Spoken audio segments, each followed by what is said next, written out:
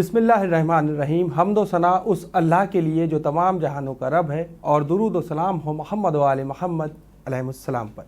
ناظرین کرام، آپ کا استقبال کرتے ہیں علامت عزاداری کے عنوان پر ہمارے آخری ایپیسوڈ یعنی 5ویں ایپیسوڈ میں۔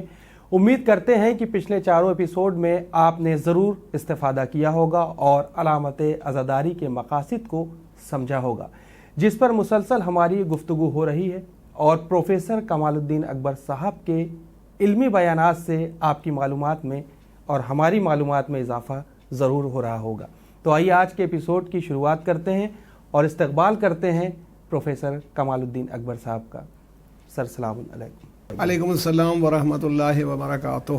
سر، پچھلے یعنی 4تھے ایپیسوڈ میں ہماری جو بات ہو رہی تھی وہ خاص کر جو یہ ٹاپک چل رہا ہے علامات عزاداری کے ہی سلسلے سے، لیکن پچھلے ایپیسوڈ میں ایک ہمارا سوال تھا جو مکمل نہیں ہو پایا تھا، وہ خاص کر ڈسپلین کے سلسلے سے تھا کہ ہمارا کیا فریضہ ہے کہ ہم عزاداری سے ہی متعلق ڈسپلین کو کتنا مینٹین رکھیں جس سے حرمت اور پاکیزگی برقرار رہے، اور ہم ہر فیلڈ میں یا کوئی بھی کسی بھی فیلڈ میں رہے ہم کو ڈسپلین کا کتنا خیال رکھنا ہے، یہ خاص کر ہمارے ناظرین کو بتائیں۔ دیکھیے، آپ ماشاءاللہ آپ کا سوال بہت اچھا ہے جی، اور اس پر اگر آپ کبھی توجہ کریں گے کہ جس کو ہم لوگ اگر اس میں کہیں ڈسپلن کو تو نظم و ضبط ہے، تنظیم، نظم و ضبط، امام حسین علیہ السلام کی جو تنظیم تھی، جو نظم و ضبط تھا، اس کی بات ہوئی۔ تو اب وہ جو نظم و ضبط انہوں نے مظاہرہ کیا تو پھر وہ نظم و ضبط ہمارے یہاں بھی نظر آنا چاہیے جی۔ تو ہمیں دیکھیے پوری تاریخ عالم میں یہ امام حسین کو اور کربلا کو یہ ایک طریقے سے امتیاز حاصل ہے کہ کہیں بھی تمام لوگ ایک دل ہو کے ایک مقصد سے ایک جگہ پر ٹکے نہیں رہے، کچھ نہ کچھ گڑبڑ مچ جاتی ہے۔ چاہے جہاں پر آپ دیکھ لیجئے کوئی بھی لڑائی ہو تو یہ نہیں ہوتا کہ آخر تک رسول اللہ صلی اللہ علیہ وآلہ وسلم جیسی ذات، حضرت عبداللہ ابن جبیر کو آپ نے کچھ 50 آدمیوں کے ساتھ درے پر کھڑا کیا تھا جہاں جنگ احد میں، وہ کہا تھا چاہے ہم لوگوں کی لاشیں، یعنی ہم لوگوں کو پرندے نوچ رہے ہوں، ہماری لاشوں کو کاٹ رہے ہوں، تب بھی تم اپنی جگہ سے نہیں ہٹنا۔ اور آپ بتائیے اس سے زیادہ تو ہدایت و تحدید نہیں ہو سکتی تھی۔ مگر اس کے بعد بھی جب مال غنیمت لوگ لوٹنے لگے جنگ احد میں، پہلی پسپا ہو گئی تھی مشرکین کی پوری جماعت، تو کوئی بھی ٹکا نہیں، یعنی ایک 7 یا 8 آدمی ٹکے جو سب شہید ہو گئے تھے، پوری پارٹی وہاں نہیں رہ پائی۔ تو یہ ہمارے پاس ایک نمونہ ملتا ہے۔ اور لڑائیوں میں بھی آپ کو دیکھیں گے، خود حضرت علی کے ساتھ جنگ میں تو ایسا، امام حسن علیہ السلام، امام حسین علیہ السلام کے یہاں یہ نظم و ضبط آپ کو مکمل طور پر دکھائی پڑتا ہے۔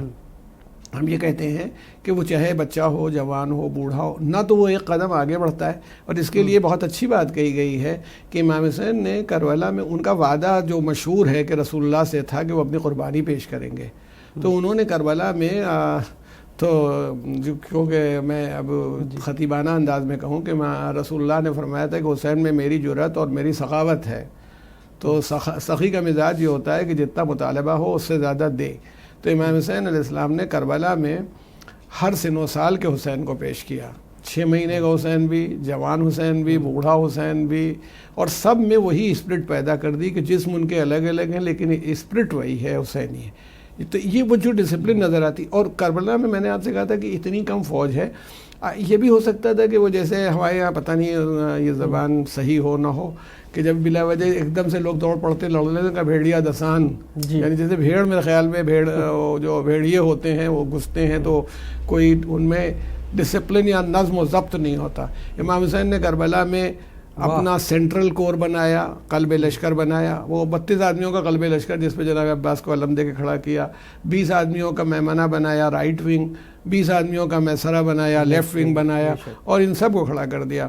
اور اس کے بعد یہ شام تک لڑائی اسی طرح ہوتی رہی۔ اب یہ بات تھی کہ اگر ایک طرف حملہ ہوتا تھا تو یہ بھی ایک ڈسپلن تھی کہ دوسری طرف کا دستہ جو تھا دوڑتا تھا، اور ورنہ اتنی بڑی جنگ جو تھی، اگر یہ گویا بالکل یہی ہوتا کہ چلو وہ انہوں نے حملہ کیا، پھر ہم سب لوگ بھی کربلا والے بھی سب کود پڑتے اور اسی طرح دوڑ پڑتے شور کرتے ہوئے، تو شاید میرے خیال میں یہ آدھے گھنٹے میں لڑائی ختم ہو جاتی، 15 منٹ میں، 40 منٹ میں، گھنٹے بھر میں۔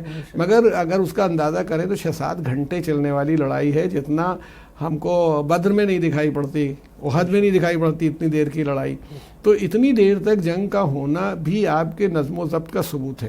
پھر یہی نظم و ضبط آپ کا اس وقت بھی نظر آتا ہے جب اہل حرم میں، جب آپ نے کہہ دیا کہ دیکھو رونا نہیں، اس سے باطل کو تقویت ملے گی، دیکھو کوئی ایسی بات نہیں کہنا جس سے اللہ کی ناراضگی کا سبب بن جائے، جو اس طرح کی باتیں آپ نے کہیں تو ان لوگوں نے بھی اس کا مظاہرہ کیا کہ کوئی بات ایسی نہیں ہونے پائی. یہاں سے وہاں تک اہل حرم نے جہاں گئے وہاں گئے، شام گئے، راستے کی اتنی طولانی مسافت 19-20 منزلیں طے کی، کتنے 1000 کلومیٹر کا سفر کیا، مگر وہ نظم و ضبط دکھائی پڑا.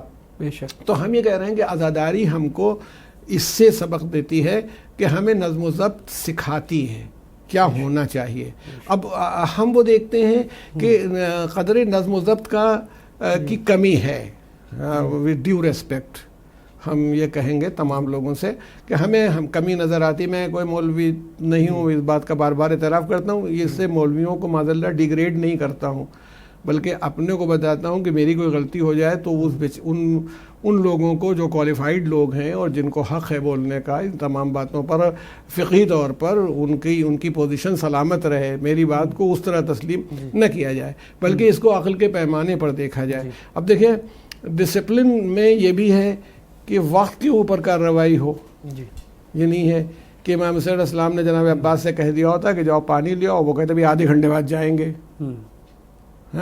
جس آدمی کو جس وقت بھیجا ہوگا ابھی 10 منٹ رک جائیے. یا یہ کہ جس وقت وہ مسلم ابن اوسجہ یا صدی تیر لگانا چاہ رہے تھے وہ پوچھتے ہی نہیں، مار دیتے. تو آپ یہ دیکھتے ہیں کہ ایک یعنی سیکنڈ کا ادھر سے ادھر نہیں ہے. قائد کی بات کو اس طرح ہم لوگ تسلیم کر رہے ہیں، اس پر اس طرح عمل کر رہے ہیں. ٹھیک ہے، کربلا میں ہم کو یہ دکھائی پڑتا ہے. اب آپ اپنے یہاں دیکھ لیجئے، دیکھیے اعلان ہو رہا ہے مجلس 9 بجے صبح انشاءاللہ منعقد کی جائے گی عزاداری. وہ کیا کریں گے؟ اگر وہ 10 بجے بھی منعقد کر دیں تو وقت پر ہو گئی ہے، اور اتنے بجے وہ تو یعنی کہنے والا بھی جانتا ہے کہ یہ 9 پر نہیں ہوگی، سننے والا بھی جانتا ہے 9 پر نہیں ہوگی، پڑھنے والا بھی جانتا ہے 9. یعنی ایک انتہائی سچے آدمی کی مجلس اور ایک انتہائی سچے گروہ کی مجلس، اور اس کا اعلان جھوٹ پر مبنی ہے.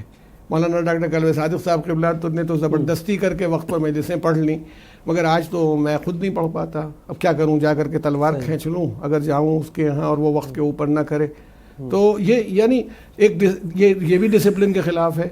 آپ نے مجھے بلایا ہے، آپ کو تو قاعدے سے یہ لکھنا چاہیے کہ یہ مجلس 9 بجے شروع ہوگی اور 10:48 پر ختم ہو جائے گی. یہ ڈسپلن ہے کہ اتنے بجے ہوگی، اتنی دیر وہ ذاکر پڑے گا. کبھی کبھی تو مثلا میں ہی بیٹھ گیا ہوں، اب مجمع مل گیا اور نعرے وارے لگ گئے اور صلوات ہونے لگے، ہماری ختم ہی نہیں ہو رہی ہے. اب ہمارا ایک زور چل رہا ہے کہ بھائی آج تو ہم لوگوں کو لوگ مل گئے ہیں. تو یہ تو نہیں ہو پائے گا. یا آپ پڑھے جا رہے ہیں، محفلوں میں بھی دیکھتا ہوں کہ ایک شاعر ہے، وہ ایک شعر کو نہ جانے کتنی مرتبہ پڑھ رہے ہیں، لوگ تعریف کر رہے ہیں. اب یوٹیوب پر تو بہت بری لگتی ہے، کوئی ایڈٹ بھی نہیں کرتا، ویسی آ جاتی ہے کہ ایک شاعر نے 50 منٹ شعر پڑھے. شعر کتنے ہیں؟ 12 13 14 15 مان لیجیے، اور اس کا 50 منٹ اس نے شعر پڑھے. کہتے رہتے آخری 2 شعر. ہاں، وہ آخری 2 کی نیت کیے رہتے ہیں. وہ ذاکر بھی کہتا ہے بس آخری 2 جملوں کی زحمت ہے. پتہ نہیں وہ کون سے 2 جملے ہوتے ہیں جن کی زحمت ہوتی ہے. میں تو کاؤنٹ کرتا رہتا ہوں. اچھا، وہ ایک صاحب نے بہت اچھی بات کی تھی وطن میں ہمارے. وہ ایک صاحب نے کہا کہ چند بند کی زحمت ہے پڑھتے پڑھتے. تو چند عربی وہ زبان جو ہے اردو زبان کے اعتبار سے چند 9 تک لمیٹڈ ہے. 9 سے اوپر ہو جائے تو پھر چند نہیں ہے، افیو جسے انگریزی میں کہیں.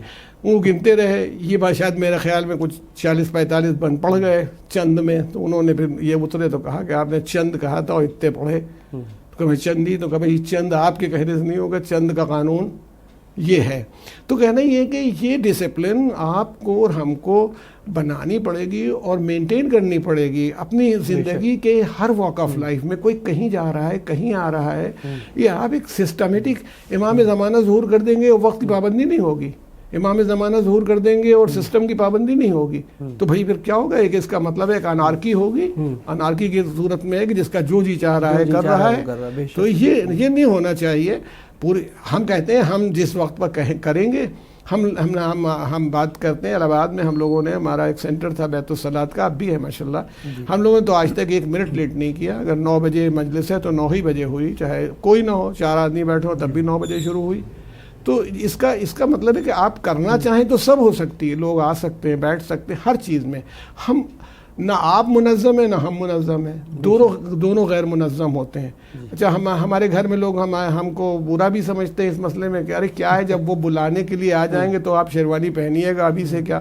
میں تو یہ کیا بات ہے، جب ہم نے کہا ہے کہ ہم کو اتنے بجے جانا ہے تو ہم اتنے بجے جائیں گے. تو اس لیے یہ یاد رکھیے کہ نظم و ضبط کسی جماعت کی طاقت بنتا ہے. سب سے بڑی بات ہے، کچھ اگر وہ ڈسپلن نہیں ہوگی تو اس کی زندگی کا، اور اسلام سے زیادہ ڈسپلن دین دنیا میں کہیں نہیں ہو سکتا. یعنی میں کوئی مقابلہ بازی والی بات نہیں کر رہا ہوں. بتائیے کوئی آدمی ابھی فجر کا وقت نہیں آیا، نماز پڑھ کے دکھائے، نماز نہیں ہوگی. فجر کی نماز اتنی دیر سے اتنی دیر ہوگی، اگر اتنی دیر ہو گئی قضا ہو جائے گی. ڈسپلن کا یہ حال ہے کہ امام نے روز عاشورہ جب جناب ابو ثمامہ ساعدی نے کہا کہ مولا ظہر کی نماز آپ کے ساتھ پڑھ لیتا، تو آپ نے ایک مرتبہ آسمان کی طرف دیکھا اور کہا یہ اول وقت ظہر ہے. یعنی اول وقت ظہر کا مطلب یہ ہے کہ جو صرف 4 رکعت نماز کے وقت شروع ہو جانے سے پہلے آسمان دیکھ کے آپ نے فرمایا اول وقت ظہر ہے. تو اس کا مطلب ہے جہاں اس وقت عصر قضا ہو جائے گی. اگر ہم ڈسپلن نہ ہو تو روزہ کھولیں گے ہی نہیں، یا روزہ پہلے کھول کے چھٹی کریں گے، گھنٹہ بھر پہلے کھول لیا بھائی ٹھیک ہے، اب آج زیادہ کھل رہا تو روزہ پہلے کھل گیا. آپ کر سکتے ہیں نہیں. آپ کی پوری زندگی ایک منظم زندگی ہے. حج جب جی چاہے کر لیں، جی چاہے 7 کے 9 پھیرے کریں، 4 طواف کریں، 5 طواف کریں، 7 چکر کے بجائے 14 لگا دیں، آپ کر سکتے ہیں. نہیں، یہ ہر چیز آپ کی شروع سے لے کے آخر تک ڈسپلنڈ ہے.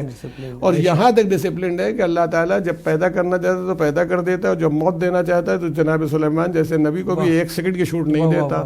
تو اس کا مطلب یہ ہے کہ ہم سب ایک ڈسپلن کے پابند ہیں. اور پھر جب وہ سور بھوکا جائے گا وہ بھی ایک ڈسپلن ہی ہوگی کہ جب نکلنا پڑے گا. تو اس لیے ابھی سے ہم لوگ اپنے کو ڈسپلن بنا لیں میدان محشر کے لیے. بالکل ریڈی کرنا ہوگا، پنکچولیٹی کے ساتھ ہر کام کو کرنا ہوگا. سر جس طریقے سے دیکھا جائے کچھ ایسے افراد ہیں آج کل، ہم نام نہیں لیں گے یا کسی مذہب کو نہیں کہیں گے، لیکن کچھ ایسے افراد ہیں جو کہتے ہیں رونا یا گریہ کرنا وہ غیر اسلامی عمل ہے. ہم چاہیں گے اس کی دلیل آپ خاص کر قرآن مجید سے دیں کہ، اور دوسری طرف عزاداری میں رونا یا گریہ کرنا، اس کا جو اہمیت ہے اور جو مقاصد ہیں اس کو بھی ہمارے ناظرین کو بتائیں آپ. دیکھیے آپ کا جو سوال ہے وہ خیر انشاءاللہ تعالی قرآن مجید سے بھی بہت سی باتیں مل سکتی ہیں، اس میں کوئی شک نہیں ہے. تو جناب یعقوب کا رونا تو بالکل مستحکم ہے، تمام مسلمان مانتے ہیں. دیکھیے اس سوال کو 2 رخ سے اٹھایا جاتا ہے. ایک یہ ہے کہ رونا بزدلی ہے. ایک پہلو اس کے اندر یہ اٹھایا جاتا ہے کہ رونا بزدلی کی علامت ہے، کمزوری کی علامت ہے. ارے عورتیں روتی ہیں، مردوں کو کیا، مرد کہیں روتے ہیں، مرد بنو، اور یہ سب باتیں ہوتی ہیں. تو ایک پہلو تو یہ ہے اس کا. دوسرا پہلو یہ ہے کہ زندہ کو رونا، اور کہتے ہیں بھائی شہید تو زندہ ہے. تو آپ امام حسین علیہ السلام جو سید الشہداء ہیں ان کو آپ بیٹھ کے رو رہے ہیں، یا ان کے ساتھیوں پر آپ گریہ کر رہے ہیں، یہ دوسرا چارج لگتا ہے. دیکھیے ایک چیز ہے تمام مسلمانوں کے لیے، آپ نے سوال قرآن سے اٹھایا، لیکن ایک بات ہے کہ قرآن اکیلا کبھی کافی نہیں رہا ہے. نعرے لگا دینا تو بہت آسان ہے کہ قرآن کافی ہے، مگر قرآن کافی نہیں رہا، کیونکہ قرآن خود کہتا ہے کہ تمہارے لیے بہترین اسوہ، بہترین نمونہ اور ماڈل جو ہیں رسول اللہ صلی اللہ علیہ وآلہ وسلم ہے. یہ تو قرآن نے کہہ دیا تو بات ہی ختم ہو گئی کہ جو چاہے وہ قرآن. تو اب یہ دیکھنا چاہیے کہ پہلی بات تو رونا، دوسری بات یہ ہے کہ رونا بزدلی کی اگر علامت ہے تو پھر رسول اللہ صلی اللہ علیہ وآلہ وسلم کو تو بالکل نہیں رونا چاہیے. اب اس کی ہم کو مثال ملتی ہے، آخری زمانہ تھا، حضرت ابراہیم علیہ السلام رسول اللہ کے بیٹے تھے، صاحبزادے تھے، جو جناب ماریہ قبطیہ کے بطن سے پیدا ہوئے تھے، اور وہ 1.5 سال 2 سال کے تھے. ان کا انتقال ہو گیا تو پیغمبر رو رہے تھے، گریہ کر رہے تھے. اچھا وہ تو مر گئے تھے، واقعی مر گئے تھے، یہ بھی نہیں تھا کہ اچھا اب پیغمبر کو کوئی معاذ اللہ، جب پیغمبر نے کہا تھا، اپنے کو یہ نہیں کہا میں بزدل معاذ اللہ، وہ تلوار نہ اٹھانا ایک الگ بات ہے، آپ رحمت للعالمین تھے، کہا تھا میری جرأت جو ہے حسین میں ہے. امام حسین نے روز عاشورہ جرأت دکھا دی تھی رسول اللہ کی. تو پیغمبر رو رہے تھے، گریہ کر رہے تھے. تو لوگوں نے، کسی نے اصحاب میں سے کسی نے کہا یا رسول اللہ آپ رو رہے ہیں؟ بھئی عرب تو بہت سخت دل قسم کے لوگ ہوتے تھے نا، ہم بہت ہی ہارڈ ٹائپ کے، وہ تو آپ رو رہے ہیں؟ تو رسول اللہ صلی اللہ علیہ وسلم سے میرے تو کئی بچے مرے بنی رویا، کچھ اس طرح کی بات کی. تو کہا آپ نے کہا کہ بھائی تم پتھر دل ہو جاؤ تو میں کیا کروں.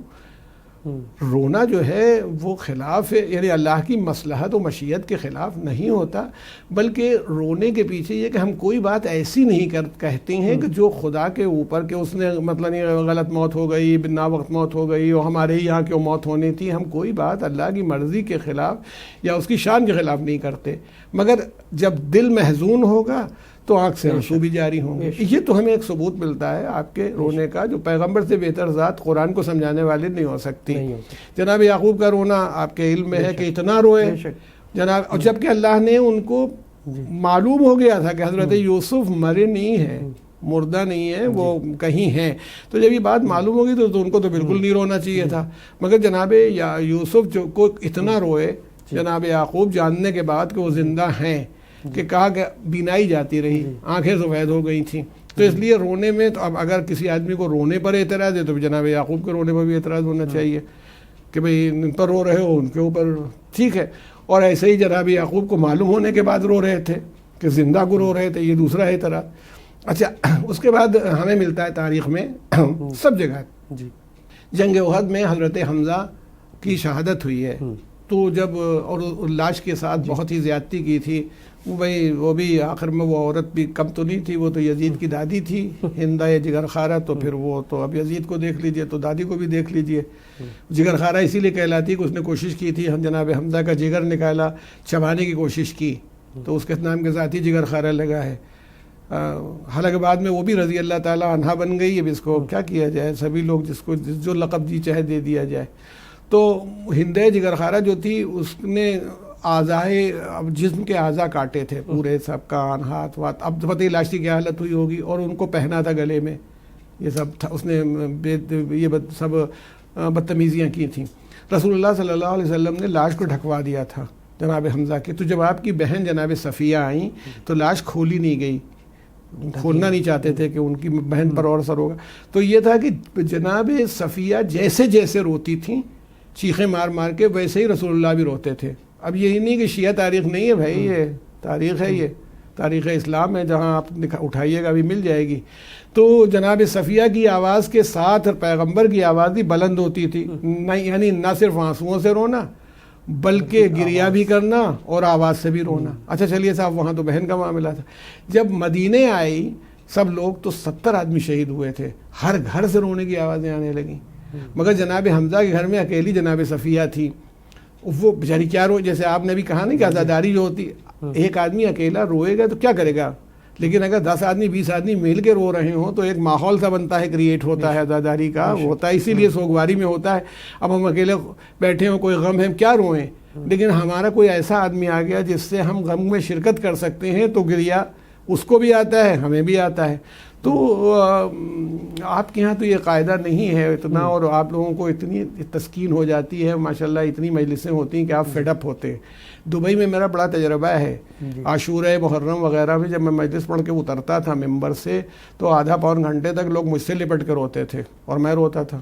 یعنی جب میں مصائب پڑھ کے اترتا تھا تو لوگ لپٹ لپٹ کر روتے تھے. یعنی چونکہ وہ پیاسے ہوتے ہیں نا، عزا کے پیاسے ہیں، اپنے وطن سے دور ہیں، اپنے شہر سے دور ہیں. تو کہنا یہ ہے نا کہ وہ ماحول، یوں تو میں آج یہاں میں مجلس پڑھ کے اترتا ہوں تو رونے نہیں لگتا ہوں، نہ کسی سے لپٹتا ہوں، تو وہ ماحول کے اعتبار. تو میں یہ کہہ رہا تھا کہ وہ جب جناب صفیہ جب نہیں کہ ہاں اکیلی تھی، کون روئے ان کے ہاں، تو رسول اللہ صلی اللہ علیہ وآلہ وسلم نے کہا، اب تاریخ ہے یہ، میں یہ نہیں کہہ رہا ہوں کہ یہ عقیدہ نہیں میرا. جن صاحب کو بھی اعتراض ہوگا نکلوا کے دکھا دی جائے گی. یہ کوئی صاحب یہ نہ سمجھیں کہ ہم بیٹھے ہوئے ہیں تو ہم اپنی سی کر رہے ہیں. ہم وہ بات کر رہے ہیں جو رسول اللہ نے کہی. خود رسول اللہ صلی اللہ علیہ وآلہ وسلم نے فرمایا گریے اس میں کہ افسوس حمزہ کو رونے والا کوئی نہیں ہے. جب اصحاب پیغمبر کو یہ اطلاع ملی تو ان کو رنج ہوا کہ جناب رسول خدا کو رنج ہے. انہوں نے اپنی عورتوں سے کہا جاؤ حمزہ کے گھر میں پہلے رو.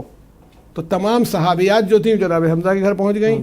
اب شور گریہ بلند ہوا. جب گریہ کا شور ہوا تو رسول اللہ کو یعنی ایک طرح سے تسکین ہوئی. تو فرمایا اللہ رحم کرے ان آوازوں پر جو میرے چچا حمزہ کے غم میں بلند ہو رہی ہیں. اب بتائیے، رونا اگر بدعت ہے اور رونا غلط ہے اور رونا بزدلی کی نشانی ہے اور رونا کمزوری کی نشانی ہے تو پیغمبر کو منع کرنا چاہیے تھا. جنگ موتا جو کا سریہ تھا، جنگ موتا کہلاتا ہے، جس میں جناب جعفر طیار کی شہادت ہوئی تھی.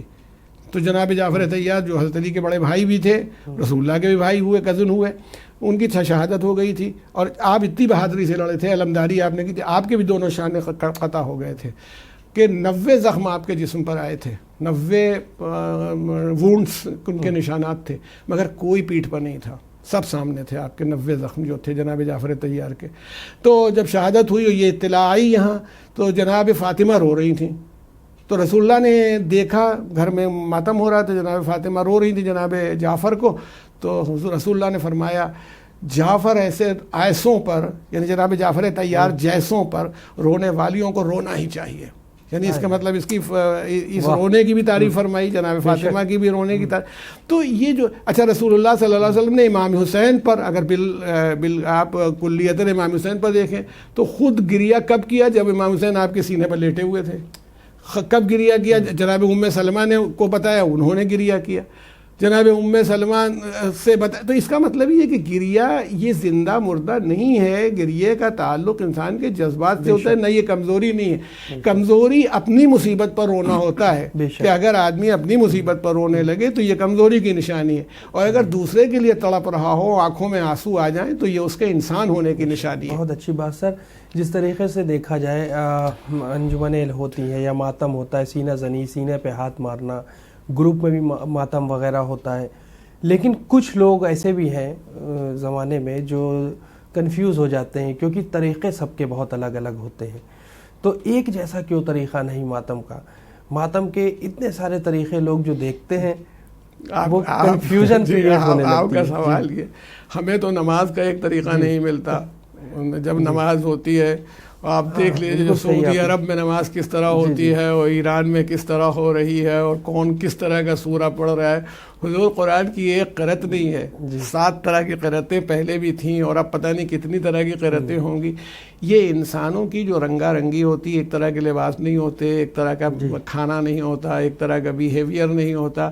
تو وہ فرق جو ہوتا ہے، اصل جو چیز ہوتی ہے اس میں فرق ہوتا ہے. آپ اگر آرکیٹیکچر میں آپ کو اگر دخل ہو تو آپ یہ جان سکتے ہیں کہ جو مسجدیں ہیں وہ ایک طرح کی نہیں ہیں. اسپین میں جو قرطبہ کی مسجد ہے اس کا وہ ایک سٹائل دوسرا ہے، ایران کی جو مسجد بنی دوسرا ہے، جو آپ کے دہلی کی جامع مسجد ہے، اور انڈیا کا آرٹ ہے وہ دوسرا ہے. ہر جگہ یہ فرق آپ کو دکھائی پڑے گا. اس فرق سے کوئی پریشانی نہیں ہوتی.